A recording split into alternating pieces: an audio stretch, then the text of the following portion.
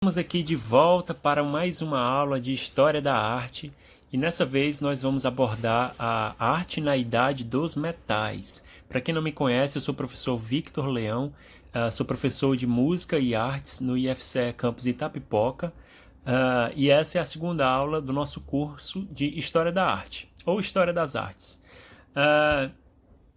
E como esse primeiro slide traz escrito, hoje nós abordaremos então a Idade dos Metais. Na aula passada nós abordamos a Idade das Pedras e agora nós falaremos sobre a arte na Idade dos Metais.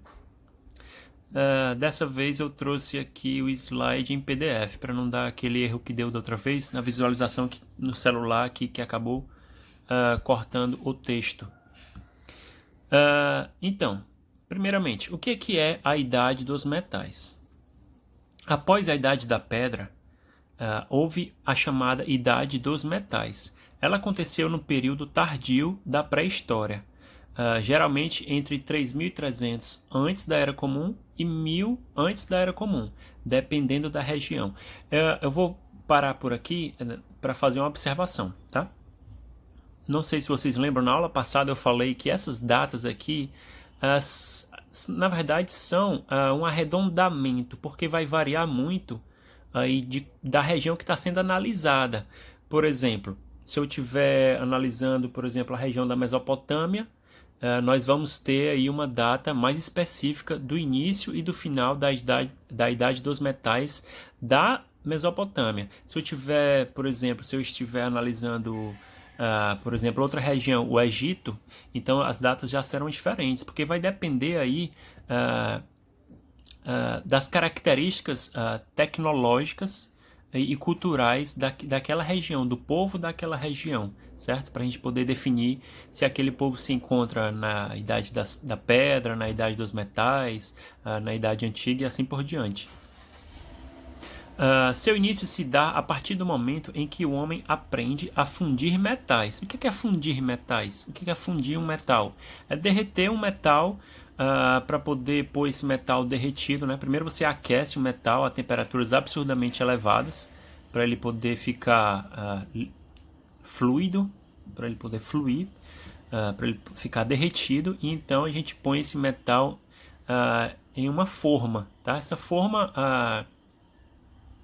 pode ser feita de outro metal mais resistente, então pode ser feita também entalhada na pedra, certo? Eu posso, por exemplo, fazer um entalhe na pedra, talhar a pedra, fazer um buraco com uma determinada forma, e aí derramar o metal derretido nesse buraco, nessa forma, e aí eu espero esse metal ser resfriado, e aí nós teremos um utensílio, um item, um artefato em metal, na forma da forma. Então, continuando a ler o texto, pode tanto ser compreendida como parte da pré-história como da Idade Antiga, dependendo do advento ou não da linguagem escrita na região. Então, a Idade dos Metais, que é essa idade que houve, que começou a ser, como é que eu posso falar? Manejado, a fundir, os humanos começaram a fundir os metais. Dependendo da região, isso pode ser considerado parte da pré-história ou como parte da Idade Antiga. Como é que a gente vai saber a diferença? Se aquele povo, se o povo daquela região já tiver linguagem escrita e, portanto, já tiver história registrada, será então considerada parte da Idade Antiga. Se não houver linguagem escrita naquele povoado, naquela etnia, naquela região, então será considerada como parte da pré-história. Porque não existia então linguagem escrita, então também não existia história, por isso que é pré-história, antes da história, como nós já conversamos na aula passada, como já expliquei na aula passada. Então é tudo muito relativo. Os livros de história costumam trazer datas absolutas, mas na verdade é tudo muito relativo à região, à cultura, ao povo que está sendo analisado. Próximo slide. Normalmente nós dividimos aí essas etapas em três, a idade dos metais em três etapas. A idade do cobre, que vai de cerca de 3.300 antes da Era Comum a 1.200 antes da Era Comum. A idade do bronze, que se iniciou aproximadamente na mesma época, e foi até 700 antes da Era Comum. E a Idade do Ferro, que vai de cerca de 1200 antes da Era Comum a 1000 antes da Era Comum. Como eu já disse, isso é muito relativo, esses números não são absolutos. Eles são, como é que eu posso falar? Esses números aqui são estabelecidos para efeitos didáticos, certo? Mas a verdade é que essas datas são relativas aos povos em análise. Por exemplo, se a gente for, por exemplo, analisar um determinado povoado europeu, nós teremos certas datas. Se eu for analisar determinada etnia africana, nós teremos outras datas. Se for analisar alguma etnia ameríndia, aqui nativa das Américas, alguma etnia indígena americana, nós teremos outras datas completamente diferentes, certo? Mas para efeito didático a gente costuma fixar essas datas aí, aproximadamente essas datas que esse slide está trazendo. E a Antiguidade Oriental ou Antiguidade Próxima Oriental. O que é a Antiguidade Oriental? A história do Antigo Oriente Próximo começa com a ascensão da Suméria no 4º milênio. Esqueci de mudar aí. Antes da Era Comum, ficou antes de Cristo aí. Embora a data do seu término varie.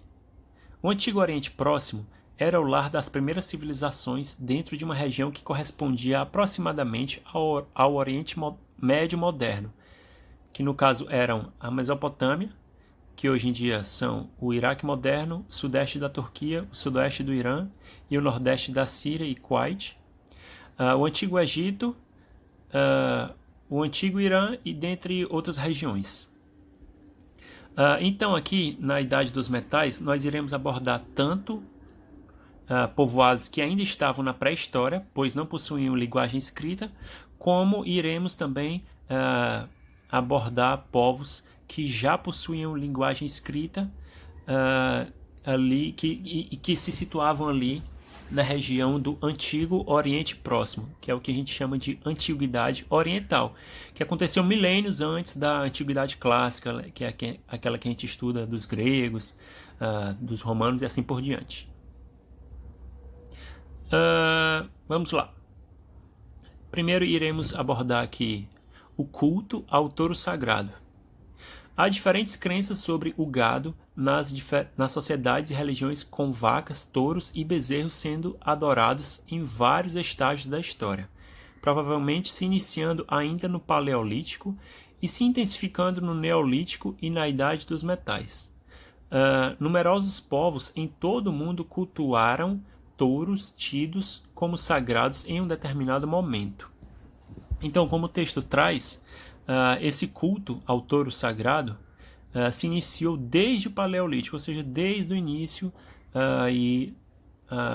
da humanidade. Mas se intensificou mais a partir do Neolítico e na Idade dos Metais, porque na verdade a Idade dos Metais também pode ser entendida, dependendo do povoado, dependendo da região, também pode ser entendida como se iniciando ainda no período Neolítico, no Neolítico tardio. Ok, vamos passar então para... Não, eu tenho uma observação a fazer ainda nesse slide, né? Então, apesar de ter se iniciado no Paleolítico, ele se intensificou depois. Por quê? Provavelmente pelo advento aí da agricultura.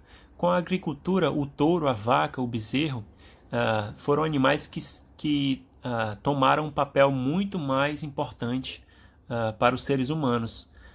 Com a criação dos touros, das vacas, dos animais que pastam e tudo, esses animais passaram a deixar de ser apenas caça para serem animais domesticados e que traziam então alimento, traziam carne, traziam leite, traziam de certa forma vida então para esses povos antigos e pré-históricos.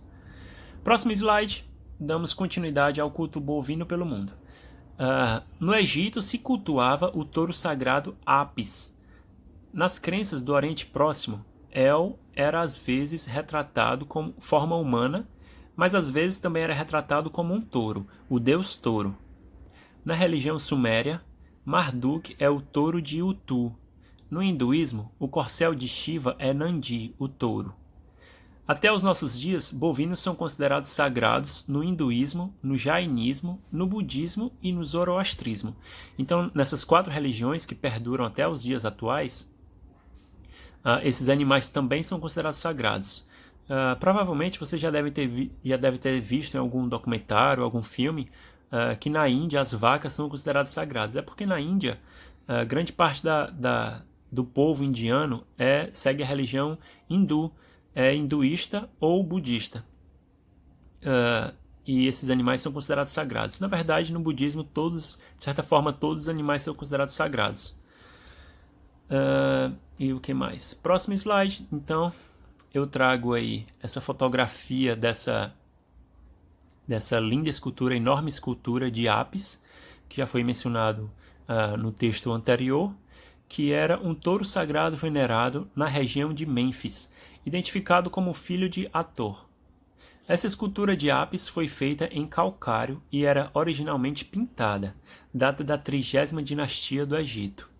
Então, todas essas artes antigas, ou quase todas as artes antigas, muitas das artes antigas, todas é um exagero, mas muitas das artes antigas e pré-históricas, elas eram pintadas e acabaram perdendo essa pintura, acabaram perdendo a tintura com o tempo, com as intempéries, com tudo mais. Certo? Inclusive, muitas das esculturas que nós vemos da antiga Grécia, esculturas romanas, elas eram pintadas. Inclusive, alguns estudiosos com tecnologia atual fizeram alguns exames e conseguiram determinar as cores dessas estátuas, que ficam bem estranhas para a gente, porque a gente está acostumado a elas sem tintura nenhuma, sem pintura nenhuma. E aqui nós temos novamente o deus Apis, o deus touro Apis, que ele se encontra aqui sentado. Não sei se dá para visualizar aqui. Ele se encontra sentado com a lua aí entre os chifres, tá? Na verdade, muitas culturas antigas faziam essa associação do touro com a lua por diversas questões. Primeiro porque os chifres do touro, de certa forma, se assemelham à lua minguante. Se você notar, se você separar só o desenho dos chifres do touro, se eles forem assim mais semicirculares, um semicírculo, no formato de um semicírculo, acaba parecendo muito com o desenho da lua minguante. E ao mesmo tempo, os povos faziam essa relação entre a vida, como o touro simbolizava de certa forma a vida ou a terra, existia também essa relação das fases com as fases da lua. Porque as fases da lua, os povos antigos observaram que existia alguma relação das fases da lua com a maré, com as enchentes e de certa forma com as plantações também, e assim por diante. Ou seja, com a vida, existe essa relação. Existe ou não? Existe. E acima dele nós temos aí um grande disco com enormes asas, que me parece ser o deus Horus, certo? Que simbolizava o sol também. Era muitas vezes simbolizado como um pássaro, ou como o sol. No caso aqui nós temos o que parece ser o sol com asas, e também às vezes era representado por uma forma antropozoomórfica. O que é antropozoomórfica? Antropo vem de homem e zoo vem de animal. Então era uma forma humana e animal ao mesmo tempo. Um homem com a cabeça de um pássaro. Então, essa arte aqui é uma estela. O que é uma estela? Essa espécie de tábua de pedra. E essa estela é dedicada pelo porteiro do templo Orudia ao deus touro Apis. Ela foi feita no ano 21 de Psamético I, em 643 antes da Era Comum. Como os hieróglifos surgiram no 4º milênio antes da Era Comum, o Egito já se encontrava na Idade Antiga. Então é o que o Egito,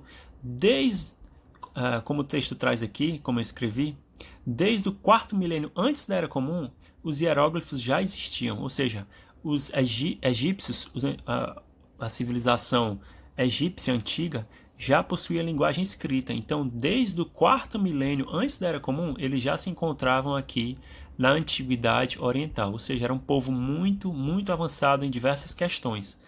não só em questões linguísticas. Inclusive aqui nós podemos ver um texto aqui escrito em hieróglifos, que eram espécies de desenhos, né? Muitos deles eram desenhos de pássaros, desenho aqui de olho, que também era uma representação do deus Horus, e assim por diante. Ok. E aqui nós temos uma cabeça de touro em cobre, com os olhos de nácar e lápis lazuli, do terceiro milênio antes da Era Comum, da região da Mesopotâmia. Ele também parece trazer algo escrito aqui na testa, não sei se dá para observar. É em cobre, mas eu tenho a impressão de que ele era folheado a ouro, apesar de ter perdido muito disso, mas na testa tenho a impressão, posso estar enganado, mas tenho a impressão que era uma arte folheada a ouro. E os olhos, como o texto já diz, eram feitos desse material, nácar e lápis lazuli. Terceiro milênio antes da Era Comum, ou seja, há muito tempo atrás, há 5.000 anos atrás, ou mais. Muito tempo atrás. No mínimo 5.000 anos atrás, ou seja, é muito tempo. Se 100 anos é muito tempo, imagina 5.000 anos. Ok, então encerramos aqui o culto ao touro e à vaca. E agora vamos então para os deuses da região cananeia. Os povos que habitavam a região de Canaã cultuavam diversos deuses. El era o deus supremo, Asherá era a deusa mãe criadora, Baal Haddad era o deus touro da tempestade, dentre outros. As chamadas grandes religiões abraâmicas adoravam junto com Yahvé a deusa Asherá. Posteriormente, o panteão foi reduzido ao Deus único Yahvé, que também é representado, o nome pode ser grafado dessa forma mais transliterada do antigo hebraico, como YWHW. Porque, não sei se vocês sabem, mas o hebreu antigo não possuía vogais, certo? Só possuía consoantes. E esse Y, inclusive, era uma consoante para eles. A Bíblia conta que tal monoteísmo foi instaurado pelos hebreus Moisés e Josué. Acho que a maioria deve conhecer essa história contada no Antigo Testamento de Moisés e seus discípulos Josué, instaurando o monoteísmo nos povos hebreus aí que já habitavam a região de Canaã, que eles foram habitar. Conta a Bíblia que eles foram habitar essa região após o Êxodo, vindos lá do Antigo Egito. Então, eles chegaram nessa região de Canaã, que para eles era a terra prometida, e expulsaram os povos originários de lá, os povos que já habitavam lá. Dentre eles existiam os cananeus, os hititas e diversos outros povos. Então eles expulsaram na base de muita guerra, de muita morte.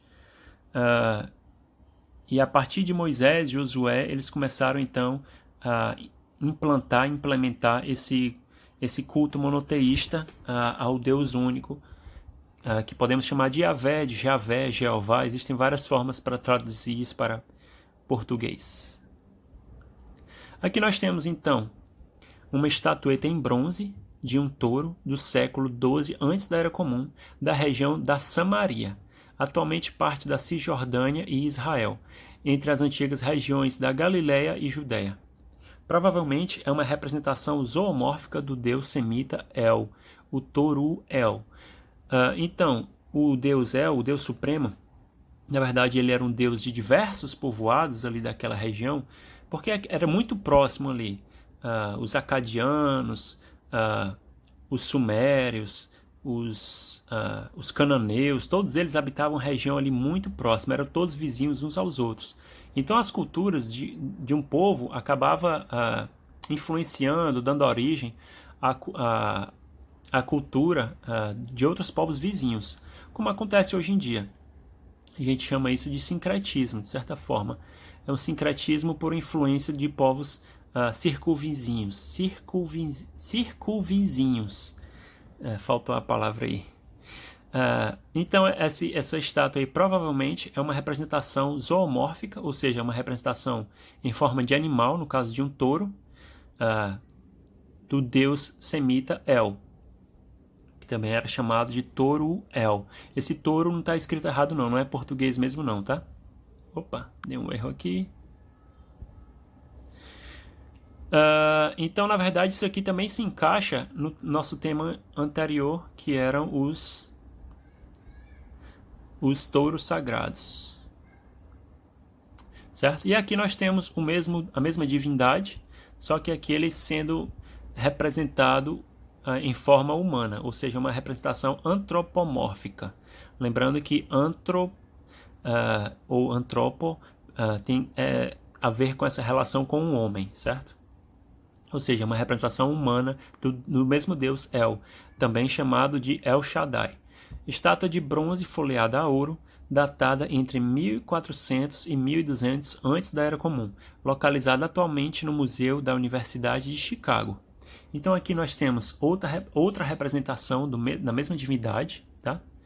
Eles se encontram aqui sentados, segurando algum item aqui, não sei dizer qual é, com uma sandália aí nos pés, provavelmente uma sandália de couro aí muito próxima do que é usado aqui no Brasil, principalmente nas regiões sertanejas, e uma espécie de chapéu cônico na cabeça também, certo? Então existe esse deus, essa divindade era representada de várias formas. Por quê? Porque ele era cultuado por diversas culturas diferentes, diversos povos, e cada cultura, cada povo tinha a sua própria interpretação, a sua própria conotação, a sua própria definição e a sua própria forma dessa divindade.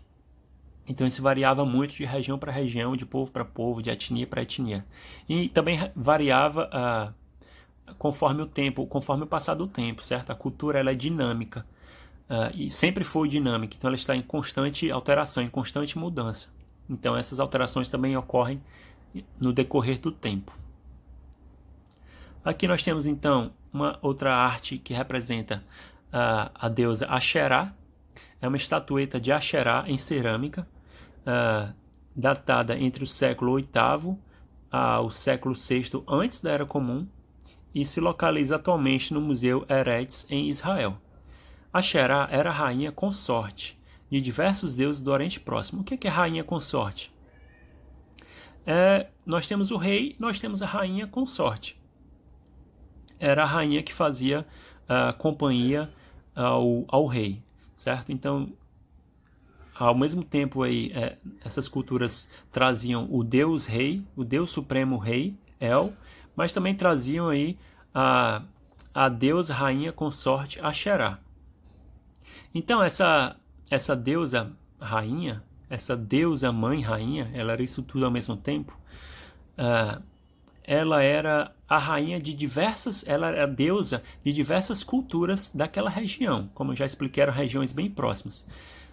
Então ela era tanto rainha de El, que era o deus supremo cananeu, ugarítico e acadiano, como também era a deusa rainha de Anu, que era um deus sumério e babilônico, e de Yahvé também, que era o deus supremo hebreu, certo? Como eu já falei num slide anterior, isso era antes do advento do monoteísmo, certo? Então, Yahvé ainda não era o deus único para os hebreus. Aqui no próximo slide nós temos então outra representação, outra arte da mesma deusa. É uma gravura de Asherá em marfim, datada em cerca de 1300 antes da Era Comum, das proximidades de Ugarit. Olha só, eu falei aqui dos ugaríticos, do povo ugarítico.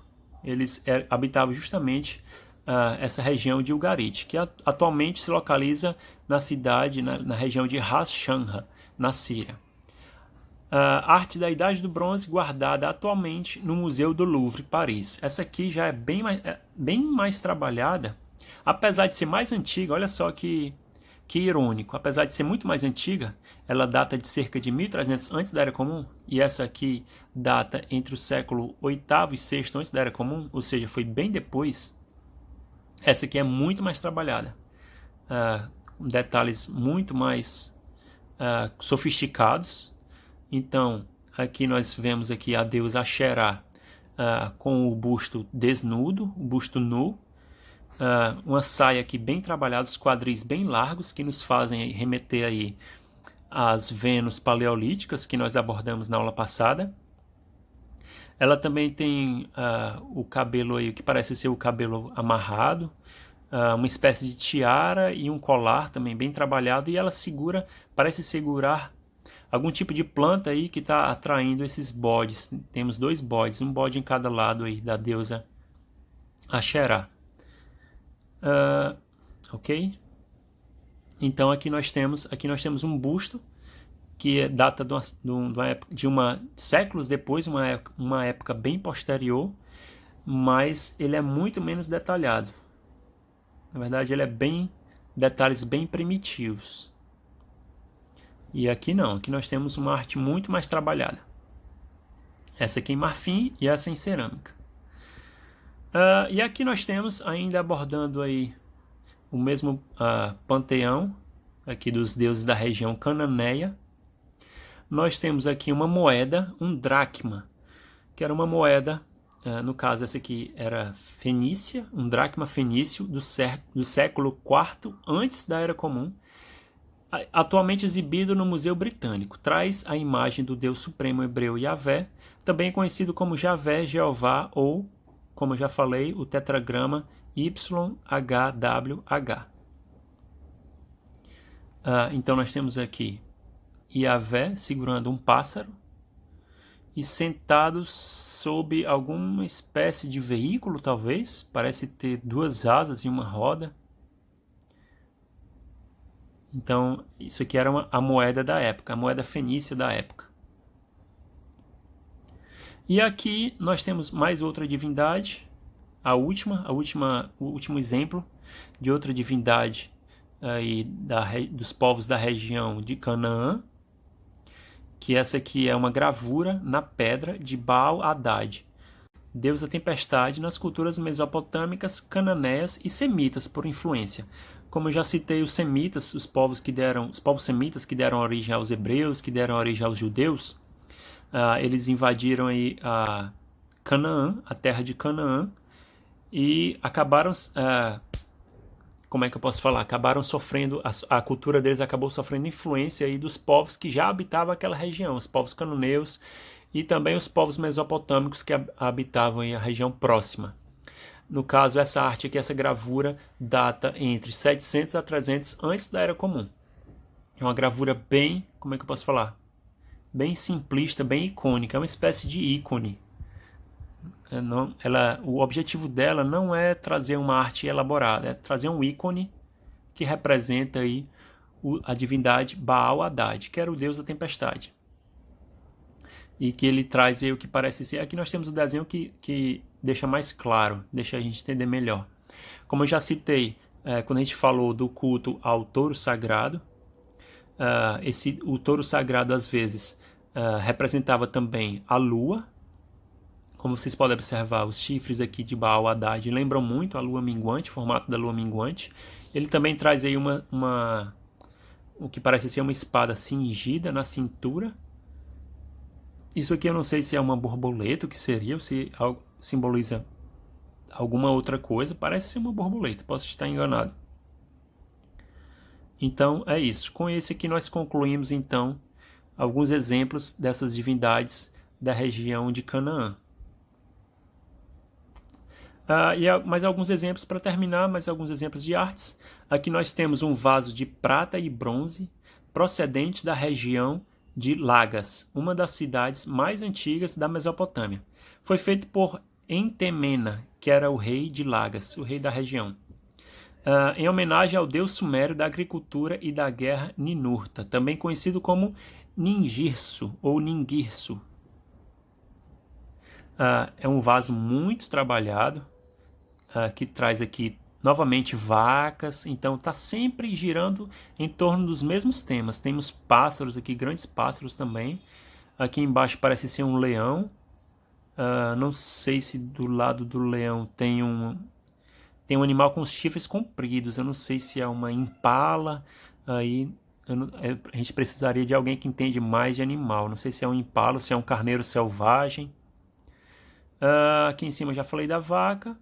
E aqui nós temos que parece ser uma linguagem escrita. A linguagem escrita da região da Mesopotâmia. Então, novamente, isso aqui é a antiguidade oriental, tá? Do Oriente Próximo.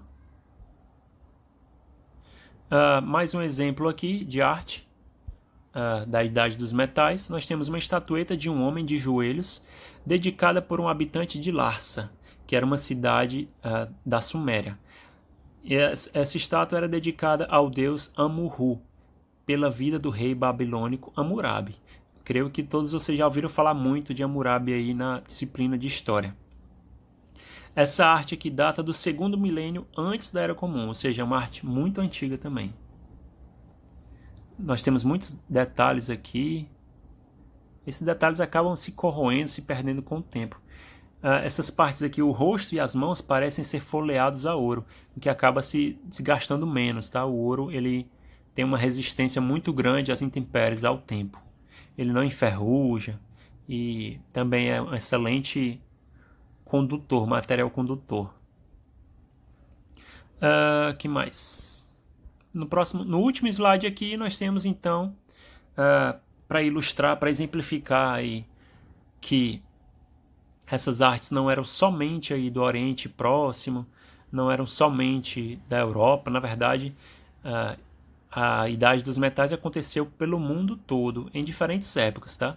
Não tem como eu abordar todas as regiões do mundo, a Idade dos Metais na China, nas Américas, no Japão, na Rússia, na Europa. Não tem como a gente abordar, porque seria uma aula muito extensa. Mas para exemplificar aqui, trazendo aqui para a América do Sul, eu trouxe como exemplo, então, essa arte aqui pré-colombiana, tá? Pré-colombiana, esse termo pré-colombiano não tem relação com o país Colômbia, tem relação com Colombo, com o, abre aspas, descobrimento das Américas, fecha aspas, porque na verdade não foi um descobrimento, né? Já existiam diversos povos nativos aqui há milênios, há décadas de milênios atrás. Então, na verdade, não foi um descobrimento, foi uma invasão, certo? Uma invasão seguida de colonização. Então, quando a gente fala período pré-colombiano, é o período anterior à invasão europeia aqui das Américas, da América do Norte, América Central e América do Sul. No caso, essa arte é sul-americana e é especificamente da região atual da Colômbia, ou seja, é uma arte pré-colombiana, colombiana ao mesmo tempo, porque ela também está relativa ao país da Colômbia. E é um pingente. O que é um pingente? Acho que todo mundo deve saber. É o enfeite, é o adorno que se põe aí, pendurado ao pescoço por um laço, por um cordão, certo? Então é um pingente antropomórfico, ou seja, tem o formato de um homem, do povo Tairona, que era um povo nativo americano, aqui da Sul-América, da América do Sul, representando um xamã segurando 2 cetros. Então, em cada mão ele segura um cetro aqui. Vestindo um grande ornamento nasal, uma espécie de narigueira aqui no nariz dele. Nós vemos que tem um artefato aí transpassando o nariz do xamã, certo? Como diversos povos indígenas ameríndios aqui da América do Sul utilizam até hoje. Também parece ter, aqui, apesar do texto que eu escrevi não ter falando aqui, mas parece ter também alguma espécie de adorno aí perfurando o lábio inferior, certo? Então, onde é que eu estava? Vestindo um grande ornamento nasal e um capacete alto com 2 tucanos. Então ele tem um grande elmo aqui, que inclusive está praticamente cobrindo os olhos dele. E esse enorme elmo tem 2 tucanos, certo? Eu não sei se esses tucanos que o texto se refere, se são essas 2 imagens aqui voltadas para frente, essas imagens anteriores, ou essas imagens laterais aqui, certo? Não sei exatamente, porque é uma arte mais simbólica, que não representa aí de forma muito como é que eu posso falar? Muito realista o tucano, o animal tucano. Então não tenho como reconhecer. Certo? E também me chamou a atenção aqui também alargadores nas orelhas do xamã. Vocês estão observando aqui? Por um tempo ficou muito na moda alargador, né? Muitas pessoas utilizavam alargador. Muitas ainda utilizam até hoje. Creio que já não esteja tão na moda. E essa arte, ela é colombiana, como eu já falei. Colombiana nativa, ou seja, foi feita pelos povos nativos, os povos pré-colombianos, povos ameríndios. Tá? Atualmente a gente prefere utilizar o termo ameríndio como sendo os índios das Américas, certo? Porque diversos outros povos que não são das Américas, mas diversos outros povos antigos estão sendo rotulados também como povos indígenas, como por exemplo os povos tribais da África também podem ser considerados povos indígenas, só que não são povos indígenas das Américas, que nós atualmente preferimos chamar de ameríndios. Certo? Então essa arte colombiana nativa, ela data entre os séculos 10 e 15 da Era Comum, ou seja, depois de Cristo, certo? Como eu falei, é muito relativa essa data de início, de término da Idade dos Metais, é muito relativa à região, ao povo, à cultura e à tecnologia do povo em questão, da região em questão. Então aqui o que seria a Idade Média na Europa, para alguns povos aqui das Américas, na verdade, se nós analisarmos, eles se encontravam em uma época análoga aí à Idade Antiga, certo? Tanto por questão tecnológica, como por questão aí da fundição dos metais, como por questão linguística também, por várias questões. Então é isso, terminamos por aqui, aí a aula já está demasiadamente longa. E nos vemos então na próxima aula. Espero que vocês tenham gostado. Quem gostou, curte. Quem curtiu, curte. E até a próxima. Tchau, tchau.